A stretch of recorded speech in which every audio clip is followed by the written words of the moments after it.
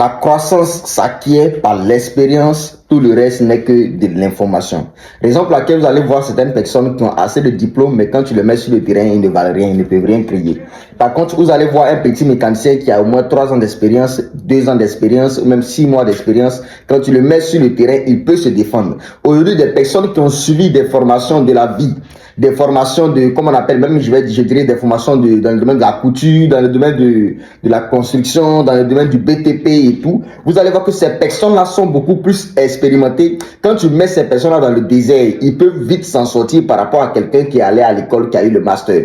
Parce que généralement, la vie en elle-même forme. La vie même est une pratique. La vie forme. La vie même finit par te former sur tous les plans. Ce qui fait que tu vas voir que celui qui est à l'école, il a reçu seulement que de l'information. C'est-à-dire que lui, il a reçu, oui, Thomas Sankara est mort en telle année. Oui, comment on appelle, Nelson Mandela, il s'est levé en tel mois, il allait aux toilettes, tout. Mais tu vas voir que celui qui est sur le terrain, celui qui est en train de suivre une formation, cette personne-là acquiert de l'expérience. Parce que cette personne sait que demain, si je suis confronté à telle situation, voilà ce que je dois faire, voilà comment est-ce que je dois me conduire. Si demain, je suis, comment on appelle, dans un rembat, je suis, comment on appelle, dans une situation vraiment compliquée, voilà comment est-ce que je dois réagir. Par contre, celui qui est allé à l'école, qui a eu beaucoup de diplômes, qui a eu vraiment tout et tout, tu vas voir que demain, s'il est dans une telle situation qui est vraiment compliquée, ou bien, je sais pas, il sera aussi bloqué parce que il n'a pas l'expérience, mais il a seulement que l'information. Raison pour laquelle je dis à tout le monde de ne pas seulement vous limiter à vos diplômes.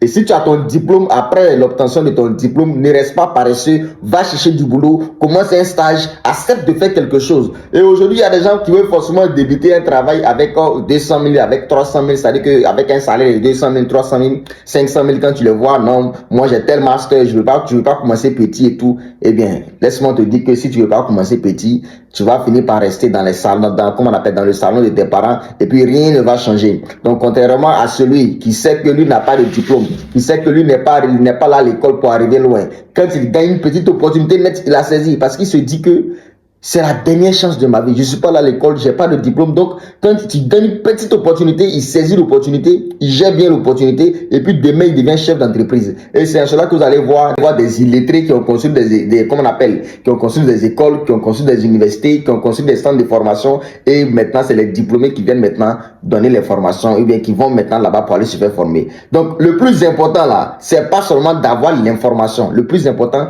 tu as l'information, tu as la stratégie, mais est-ce que tu peux passer à l'action pour pouvoir vraiment expérimenter sur le terrain de quoi est-ce que tu es réellement capable. Samuel Caban de la jeunesse consciente, abonne-toi, on est ensemble. Ciao, ciao.